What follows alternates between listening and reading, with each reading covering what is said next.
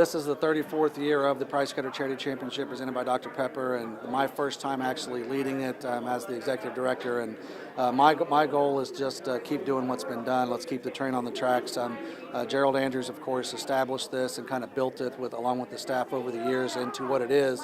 And there's a lot of great things in place, and it's just a matter of a lot of these charities are back for 10, 20 years that they've been involved, and so it's a lot of continuity. We're very proud of the fact that we're one of the original tour stops that has been around all 34 years, and so a lot of it's just keeping things moving forward. We've got some ideas on adding a few things here and there, but ultimately our goal is to raise another $1 million for charity.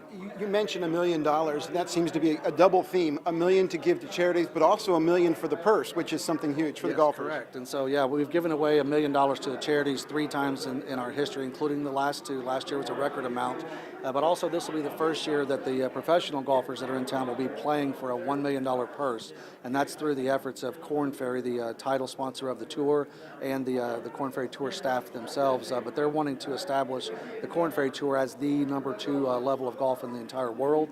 As it stands, all of the PGA Tour players have to come through the Korn Ferry Tour. So we're going to see tomorrow's superstars on the PGA Tour are going to be playing right here in Springfield, and they're going to be playing for a lot of money.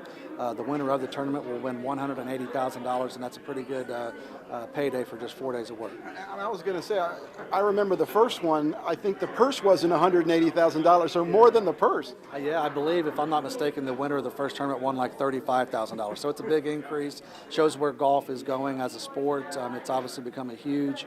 We're just coming off the Masters. Everyone, that was obviously big, but just a lot of focus on professional golf, and we're glad to be a part of it. Can you talk a little bit about the local guys in this year's tournament, the guy from Poplar Bluff and one of the players from Springfield, how you get to that decision, and who are those guys? Yeah, so first of all, we received, I won't say hundreds, but there's 50-some requests for guys that want to play in the tournament on exemptions, whether it's sponsor exemptions.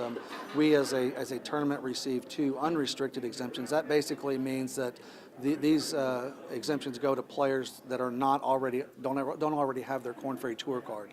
We also get to include 2 restricted exemptions, which are Korn Ferry Tour players that perhaps missed a cut or for whatever reason are not in the tournament already. And so after a long, we went through each of these requests that come in. I mean, some of these requests have just pages of resume of how good they are. They're obviously very talented, and so we have a committee that looks at these, and they came to a conclusion to offer them to Carl Vernon. He's played in the last 2 Price Cutter Charity Championships on a sponsorship exemption. I think he came within 1 stroke of missing the cut last year, and so he's a very talented golfer, very up and coming, has a great story, and so they felt like offering him another unrestricted exemption. And then Nate Angus, who's a local product, I believe from Fair Grove is where he's from, but he has played in a lot of tours around here. He's actually played in a lot of Hall of Fame, Missouri Sports Hall of Fame events. Great guy, great story, and we are excited about giving him a chance to come out and show all of the Ozarks what he can do.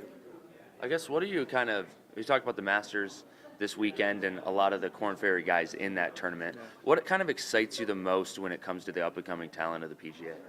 Well, it's just the fact that they've all got to play the way that they've got things structured now. The future of the PGA Tour has to go through the Korn Ferry Tour, and they've got several different avenues to get to the tour. One of those is, of course, the season-long points. If you win 3 Korn Ferry Tour tournaments, you get what they call a battlefield promotion, where you go straight to the tour. And there's been some guys, Will Zalatoris comes to mind. He played here in Springfield 2 or 3 years ago.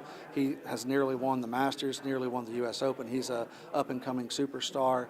Justin Thomas, is one of the biggest names on the tour currently. He's been in Springfield.